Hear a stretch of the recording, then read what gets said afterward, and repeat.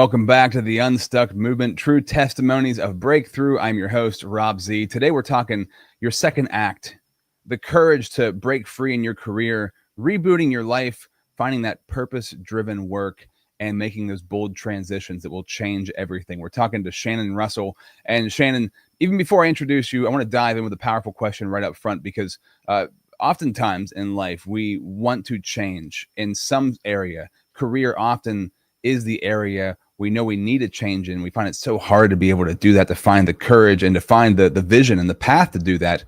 But you believe that everybody has a second act and we should chase after that. Why do you believe that everybody has a second act to their life, to their career?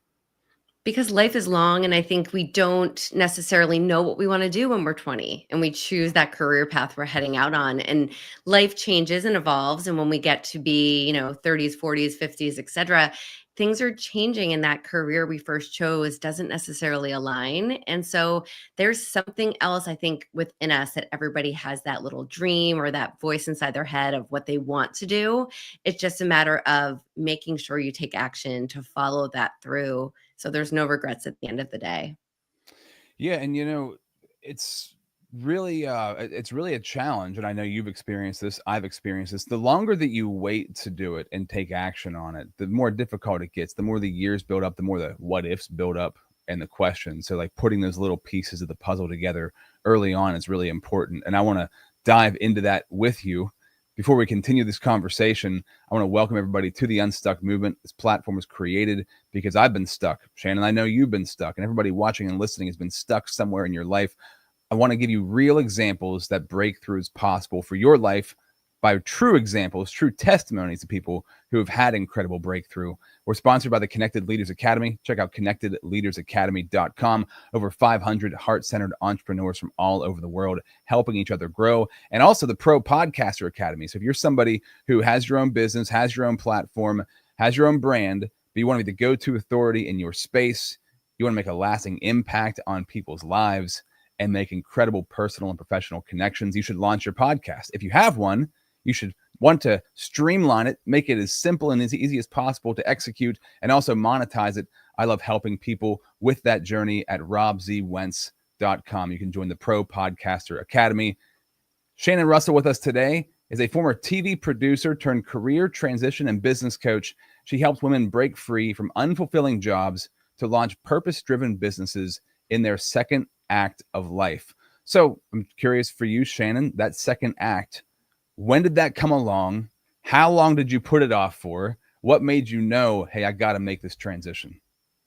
Well, I was working in TV for about 16 years. And so I was living on the West Coast in LA and had my first son. And I think that's when those doubts started creeping in. Like, can I do this long term? My husband is a television producer too, still. And so the two of us worked really long hours and we traveled, and it was just a very hectic work schedule. And so now I have this new baby and I'm trying to figure out how I can go back to traveling and being on the road when I have this little person. And so a lot of doubts crept in. We ended up moving to the East Coast to be closer to family and working in Manhattan. And I became pregnant 3 years later with my second son.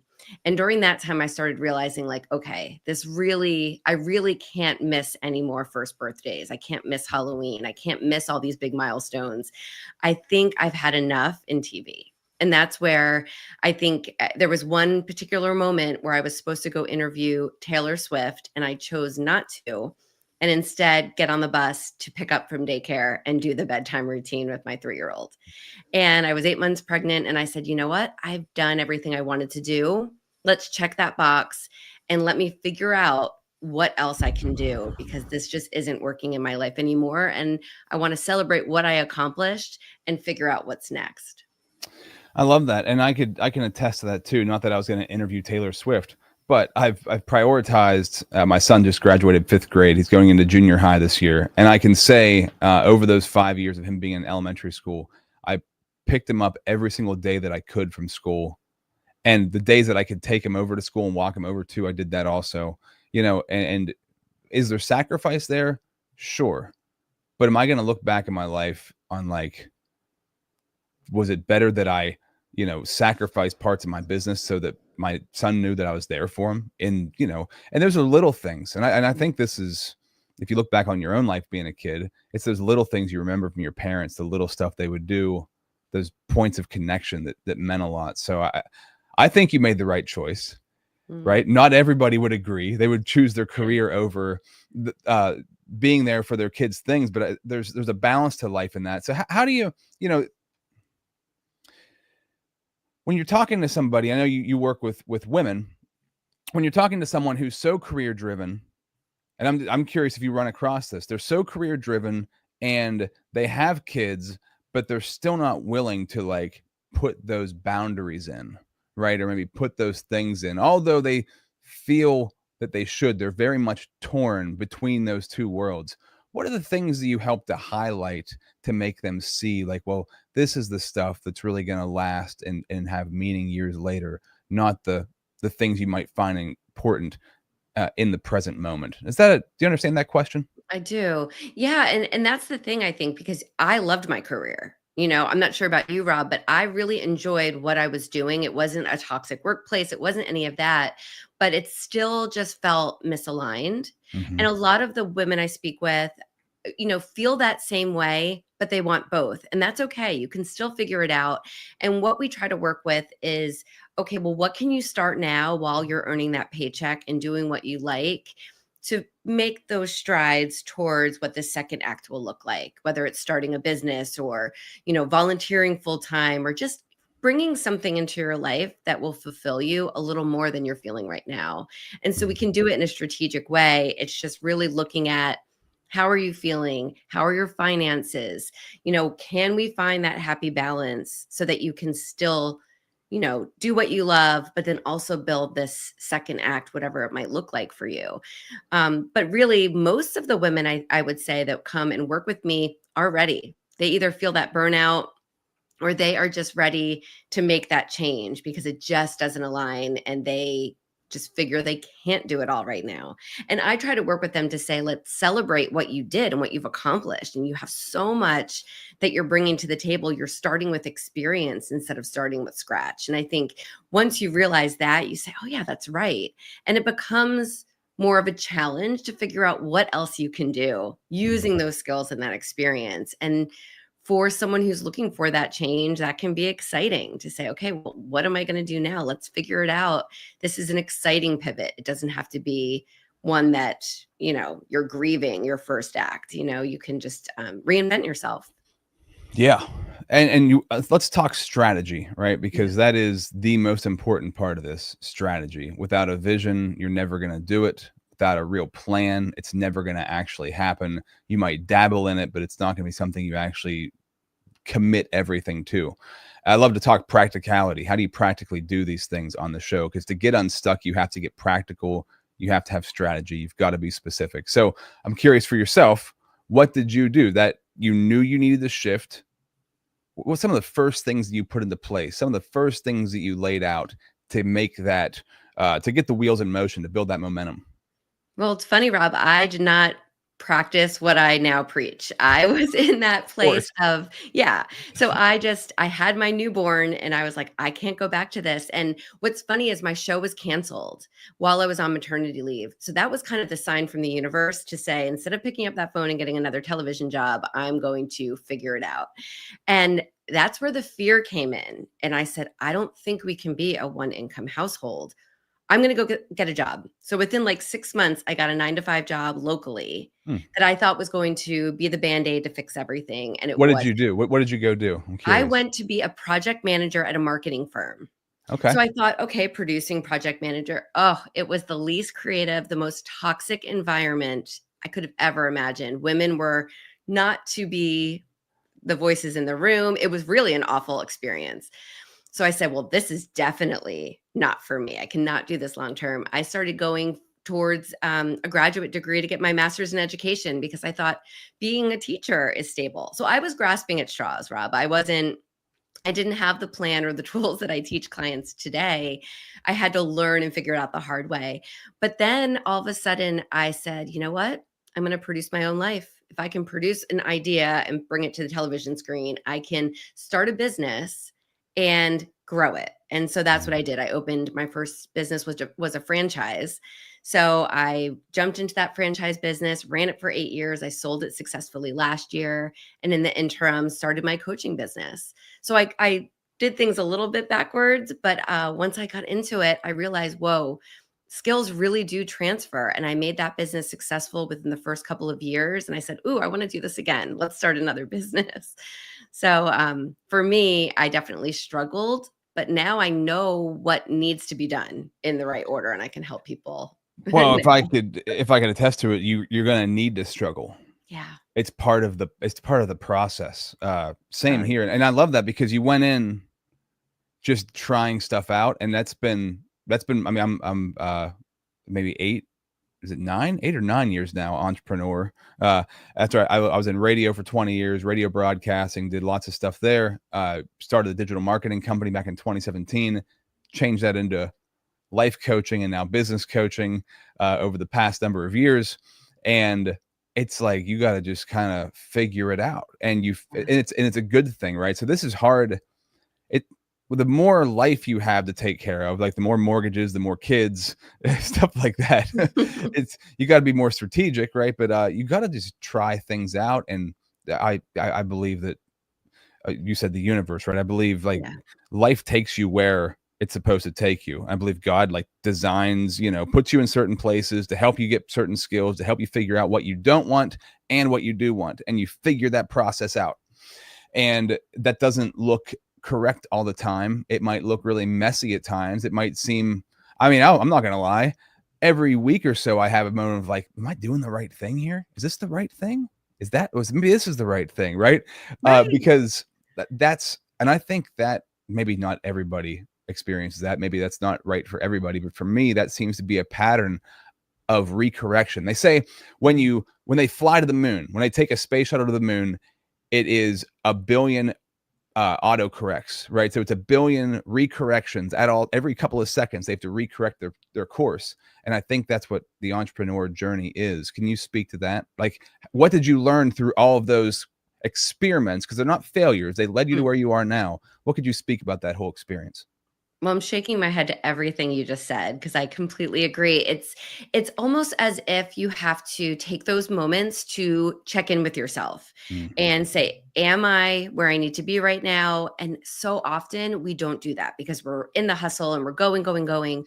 But in those moments of, ooh, I don't know if this is working, and you want to pivot in those transitions, that's when you check in and you say, does this feel right? Am I okay? Am I happy? Okay, I'm not. Let's pivot again.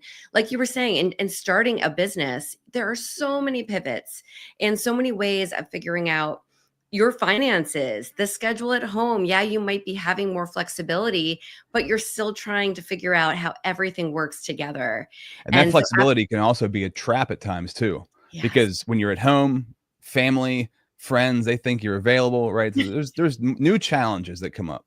Yes, I say all the time, like, no, I can't go to Target or out to lunch in the middle of the day. Like, I can, but that's just gonna throw my schedule and my mindset of, being an entrepreneur out the window. So you really have to be very disciplined, I think, when you're starting a business or on your venture to any kind of transition in your work life or home life, because you're starting over with something new, and it doesn't mean that you are causing chaos, but you have to figure out what works best for you and those around you.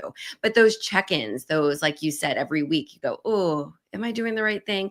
That's all, I think, God in the universe too, just saying, okay, let's check in. How are you feeling? What's not right? What can you fix? I really think listening to that voice and checking in with yourself is key in moving from one place to the other, don't you?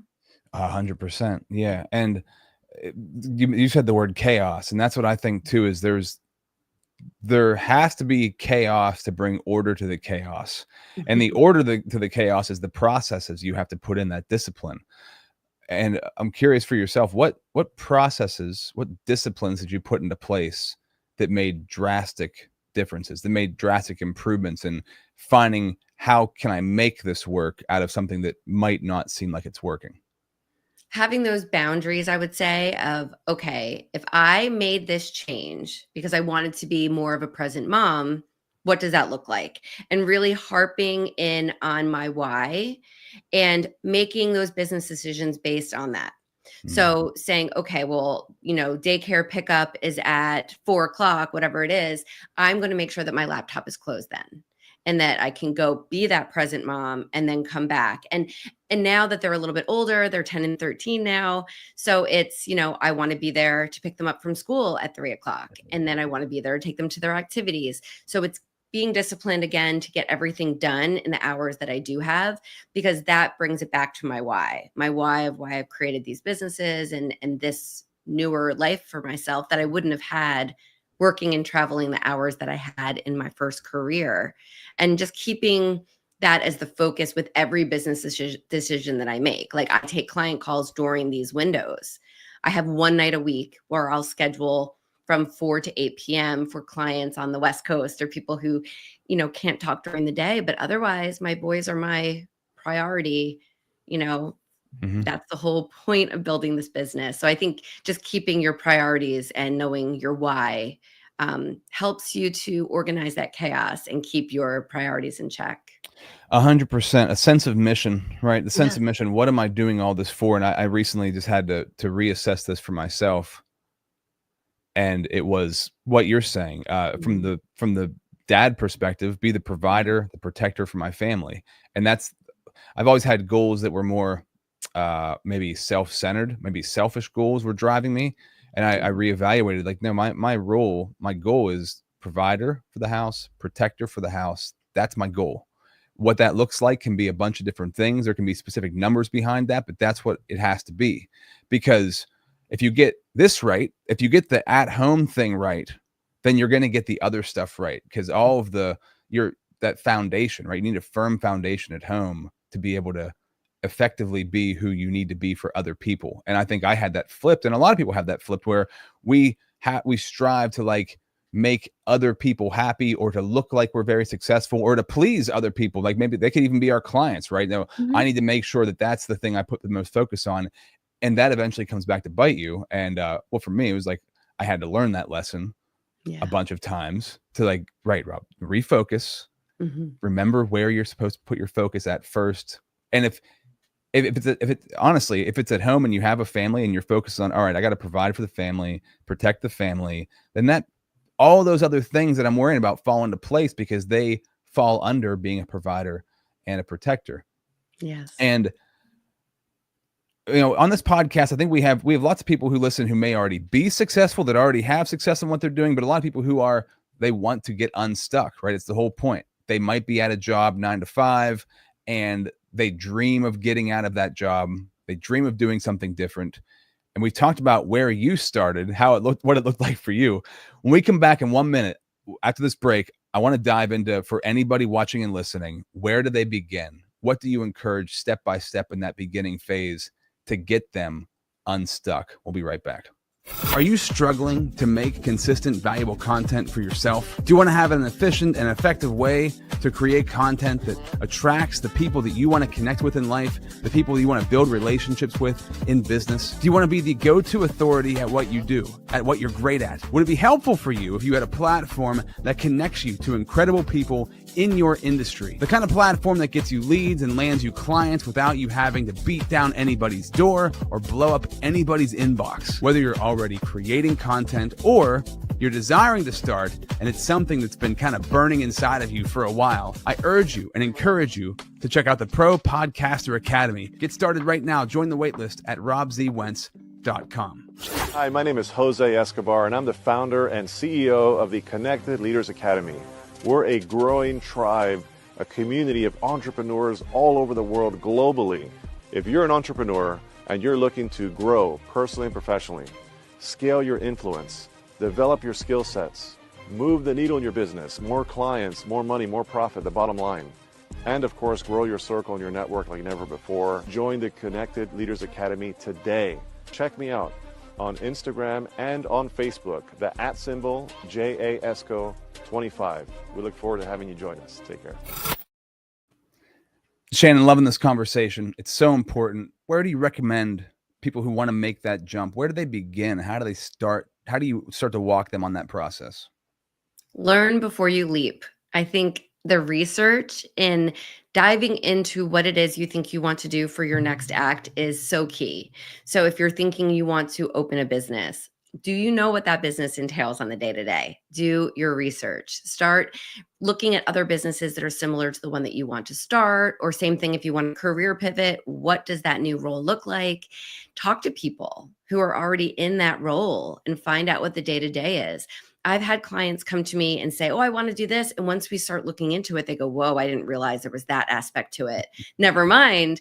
So I think do that research. And you know what that research will do? It'll get you that confidence. Because as you start learning more about it and you start thinking about the products or services that you want to offer and what you would be charging and all the fun stuff, then that's where the confidence comes from because you know this is exactly what you want to do. But until you have that research, I think you're dreaming about it rather than really trying to execute it. So I think, get a piece of paper, write down your skills and your experiences from your first career, your current career, and then the skills that you might need in this new role and see what aligns, and then just really start developing that next step of what you want to do, but make sure that it's exactly what you're thinking about. Yeah, and that might be job shadowing. That might be interviewing some people. It should mean mentorship. Find somebody in that field that you look up to or find value in locally, or maybe you find them online, whatever, and just Yeah. picking their brain. And there's, before I left my radio job back in the day, I planned for probably a year and a half. It was probably a year and a half of learning, and also it was building the courage. Like that's all I had done my entire life. So it was like, okay, if I'm going to do something different, like that's freaking scary. I got to know what I'm doing, and make sure that I'm sure that I'm sure. How long do you recommend people you work with? How long of a runway? Is there a certain amount of time you give it, or is it just getting to that knowing phase? I think it's just getting to that knowing phase, and it depends on what stage they come to me at, but I often say too is we do need to look at your finances. If you know you aren't, or if you're not sure if you can afford to make this pivot right now, then let's look at maybe you working another 6 months before you open that business. But it's kind of making those plans, knowing that this is the direction you want to go in, and then creating that roadmap or that timeline, because it can be different for everyone. I just have a recent new client that knew what she wanted, had already been researching it herself. She just wanted me to help her get those pieces in place to actually get out there. And so that was a much easier process because she had been thinking about it for a long time.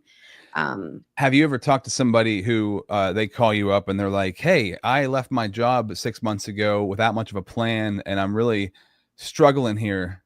Have you had that happen? I have, What do you do? What do you do in that situation? I just help guide them because you know what? In that situation, you've got all the time in the world to dive into it. You're just doing it a little bit, not the way I would have, suggested. But for this particular person I'm thinking about, we dove in trying to build her business. And I think she started realizing, oh, I don't know about this. I don't know. We worked together. She just wasn't in that entrepreneurship mindset. And so I kept feeling like, I don't know about this for this particular person. And maybe 6 months later, she said, you know what? I think I'm going to go back to teaching.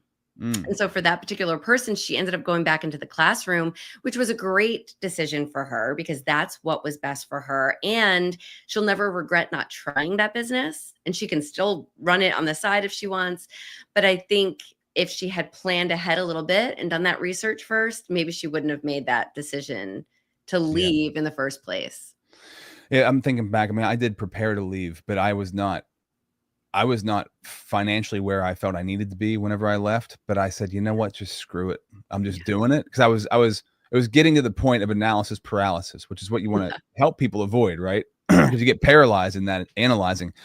And when you make that jump, thank God. I mean, I've had ups and downs, no doubt, but it was the best decision I ever made. I've grown so much, and I wonder if have you ever done this? Do you ever go back and map out your life before and your life after making the leap? Because when I do that, like I've grown more in the past 10 years than I grew in the first 30 years before that.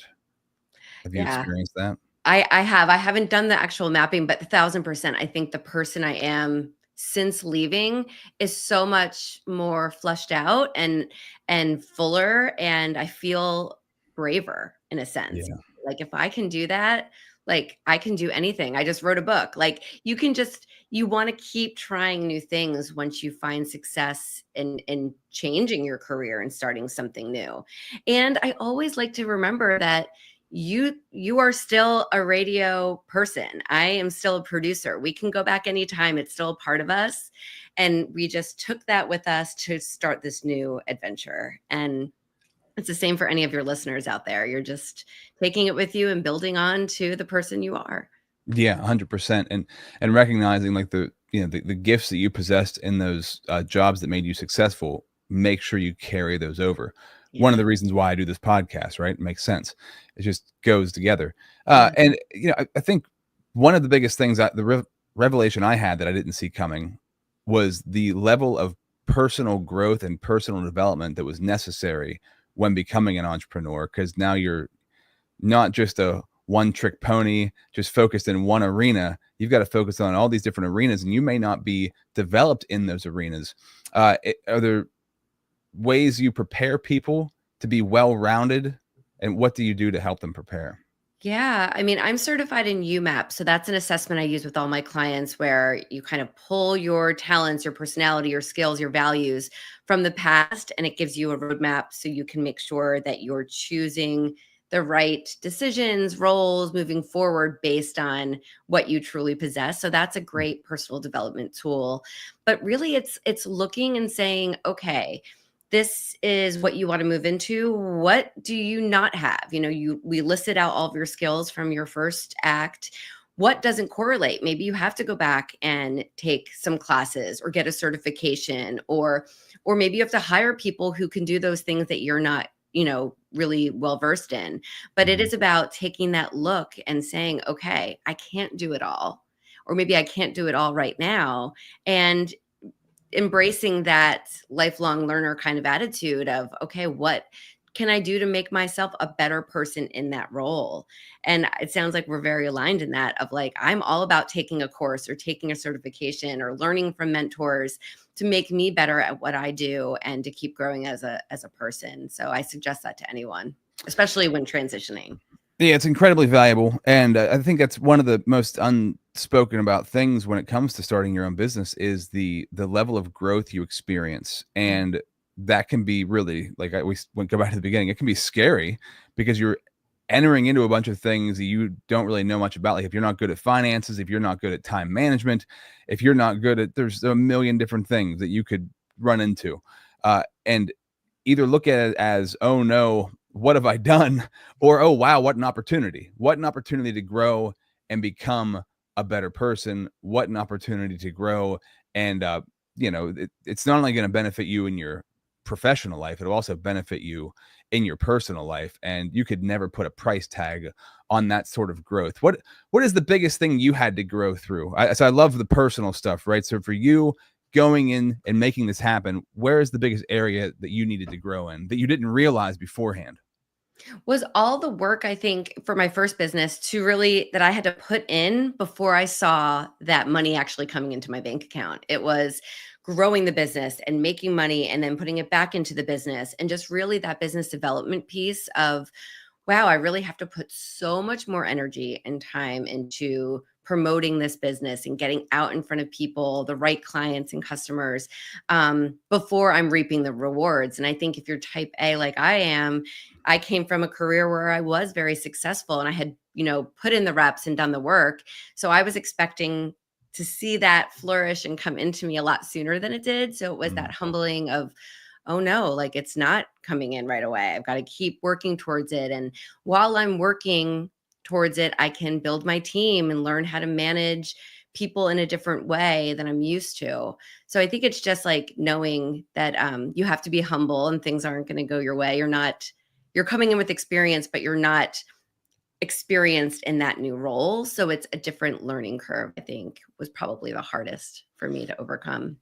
Yeah. Oh my gosh, for sure. It's definitely any personal blocks, any like mental blocks or things that come up for you? Like I know for me, one of the biggest ones working from home was what we talked about earlier. Oh yeah, I could wash the clothes right now. Oh, my mom's calling. I can answer my phone call from my mom. Like, and I, not that I cut all those things out, but I have a period in place for them all where it makes sense. And I feel like I'm getting much better of a flow in what I do and how I do it.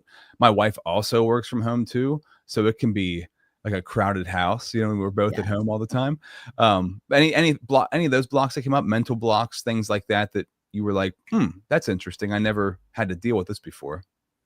It was, I think for me, I kept getting pulled back into television. So people would still ask me to do shows, and I would get these offers where I'd be like, oh, maybe I should go back and do it. So it was kind of having, one foot in each world for a little bit there. And I would go back and I would do like a freelance gig on the weekends, and, I'd miss dinner and I'd get home at 1 a.m. and I'd be like, this is why I chose not to do this anymore. So they were great reminders. But when I finally pulled the plug and said, no, unless it's Oprah calling, I'm not going back to TV. And so I think it was me finally saying, I'm 1,000% into this business. I opened a brick and mortar at that time. And so I was like stepping up my business. I was mobile service based at first with that first business. And then I opened that brick and mortar, and that was a lot more time consuming. And I had to learn that whole aspect of business. So I think that's when I was like, I'm all in. And it came right at that time where I just had more to learn. And I had to focus completely on really like, this is my life. This is what I'm doing. Scale it up. Let's do it. Make it the best it can be, and just kind of close that door, the rear view door, for a little while. Yeah, that's a really good point too, because opportunities in your past career or other shiny objects come up that you're like, man, you could do anything, but you have to do something, and you've got to pick the thing. And I think that sense of mission can help you clarify that because there's so many things that look like, oh, wow, that would be something good to also do. Oh yeah, my old career, there's opportunity still there. I fell into that also. And I realized quickly, like, wait a minute, I left all this to not go back to that. Not that I didn't like it. I actually loved it, but that's not where I am anymore. I'm going to use it to move forward, but I'm not going to go back to it. And it takes a while. Maybe it might take a year, it might take 5 years, it might take 10 years, depending on the person, right? Having that stickability and that awareness is huge. What do you feel like is the biggest roadblock for anybody who is, they've made the jump, they're in the business that they think they want to start? What do you see as the biggest hang up, the thing that holds people back the most once they've made the decision to jump, that continues to like keep them from being 100% in? I think knowing that they're worthy, as like, cliche as that might sound, is that you're worthy to be doing what you're doing. And you're going to have those roadblocks. You're going to have those obstacles, those high and low days, like you and I both have all the time. It never goes away. I think no matter who you are, how successful you are. So just to know that this is all part of the process, and just to keep going. It's so easy, especially in your second act, to close it up and go back to what you were doing because it's safe and it's familiar and it's comfortable. But to know that you're worthy of trying something new and building it and giving yourself that time and that grace to see it through. And I have had clients who've said, you know what, I think this isn't growing. I'm just not sure. And it's just talking them back down off that ledge of saying, no, just keep working. What isn't working? Let's figure it out. But you want to keep moving forward and just know that you're worthy of doing that, even when you feel like you're struggling. Yeah. And there's a lot of truth to when you feel the breakdown, the breakthrough is coming. The breakdown is a sign that something needs to be corrected to experience the breakthrough. At least that's been my pattern over and over again. Okay, I'm having a breakdown here. What needs to be better? I need to be more, outward going after sales. I have to be more open with my marketing. I have to pay attention more to my finances, whatever it is, right? If you're having chaos somewhere, that chaos is calling for order to be brought to it, right? And that's the biggest piece of that. So I love that. That is such great advice. I'm always looking for themes on the show, and that's a theme right there. You are worthy to be doing what you're doing. That's the imposter syndrome, right? Because man, that can attack at any point. I've heard of entrepreneurs who've been doing the thing they've been doing for over a decade, and they'll still get imposter syndrome, right? Yeah. It comes up over and over and over again. And I think the world, the way the school system is designed, the way work is designed, it keeps us protected and kind of delusional maybe a little bit, because you go to a job, you get hired for a job, you do that job, that specific job, and everything else around it's kind of taken care of. So you think, man, I'm good at this. Then you get out into stepping into your own thing, and you're like, holy crap, there's a lot here. There's a lot of distractions. There's a lot to learn. There's a lot of growth. What is your best method, the thing that's helped you the most with your personal development and continuing to grow? Is there one thing or two things that you stick to that have helped you grow the most? I do 3 things a day. Those are my 3 main things that I want to focus on. I'm always making sure that I check in with my coach, because as a coach, I still have a coach. I think it's important to have someone you can go to cry to on those days where things are hard, or to ask, what's just not working here? Can you look at this again with me? And to always be learning. I also know when to turn things off. So for a while, I love to read and I love to write, and I would go and sit and I would read, business books, self-help books, personal development books. And I realized that was stressing me out and giving me more anxiety, because there was no break in my day to not think about the business. And so I switched and I started reading thrillers and fiction, and that's my escape. And it's become such a savior to me that when I am having something stressful, I just close the laptop and I go pick up this story, this book that I'm reading, and it just helps me get out of my head, literally. And that's my time away. And I think that it's important to find what works for you, whether it's a walk around the block or dive in the pool or whatever it is that just gets you back to who you are. And otherwise, you'll just keep stressing and you'll keep trying to figure out what's not working. So knowing what your little self-care tip of the day is. That's great advice. That's so important. I have one more question, and this actually just happened last week. I was working with a new client, and he's pretty successful. He's young, in his early 20s. He's working 16 hours a day every single day. He's got a girlfriend that he never sees and is kind of snappy with. He's got family members that he wants to see and never sees them. And he literally works 16 hours a day. And he's like, quote unquote, successful, but he's losing his freaking mind. And we sat down and talked for a while in our first meetings. I just wanted to just kind of hear him.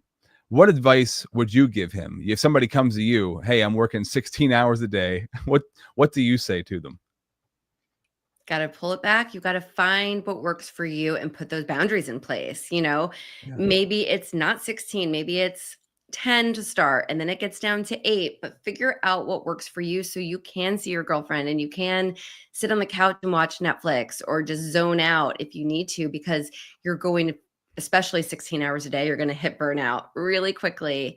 So it's just putting those boundaries, and especially so that you know why you started this business in the first place. Because if you're already successful, that success is going to stay there, and you should be able to scale it back so that you can have more of a life. I think it's important to balance business, work, and your life, because at the end of the day, that's all that we get. And we don't want to regret not living life because we're so busy making money and working. Yeah, 100%. I was shocked. I was like, man, 60, that doesn't even make sense. Mathematically, that doesn't even make sense. What do you wake up and go right to work, come home and go right to bed? He's like, yeah. He's like, I wake up at 6 a.m., get to work, come home at 9 p.m., go right to bed, or 10 p.m., right to bed. I'm like, you're nuts. There's probably a lot of busy work in there too. If he actually did an audit on what his day is like, I'm sure he could. This is the manual labor. So he's manual labor. So he's running a construction company and working all day in the construction company. I'm like, wow, man, I don't even know how you're functioning right now. So I just, that perspective, because we can get so caught up in doing, and I know this sounds woo woo or whatever, but you get so caught up in doing that you forget who you are. You forget being. And if you don't know who you're being, the doing you're so out of balance. And I don't think work-life balance is a real thing. I think work-life harmony is more of a way of looking at it, but you're so off kilter that can't sustain, it can't last, and it's also not fulfilling. It's empty.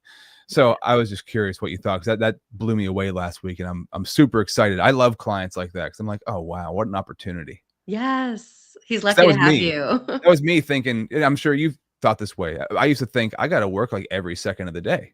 Yeah. This is how it has to be. And that's just not the case. And when you like your work, it's hard because when you're running your own business, I want to be at my computer all day. Like if I had a choice, I enjoy it, but Yeah. it's not sustainable. And you want to realize that you do want to do your own things and you want to be with your family. So work will always be there. 100%. Yeah. So Shannon, I love talking to you. This is such an important topic. It's so powerful because people have goals, dreams, and desires. You should chase after those things, go after them, but also find balance, harmony, and peace in your life, right? There's a constant balancing act. I want to encourage anybody watching or listening right now to check out your website so you can get free career resources at secondactsuccess.co/resources. Anything else you'd recommend people go do while they're there? Yeah, you can also check out my book. It's called Start Your Second Act. It just came out in May of 2025, and it's all about my story of transition and stories of my clients and my podcast guests and everything that I really teach in my coaching programs too, of just how you can go from where you are to where you want to be. So that's over there as well. Very cool. So secondactsuccess.co/resources for the free career resources.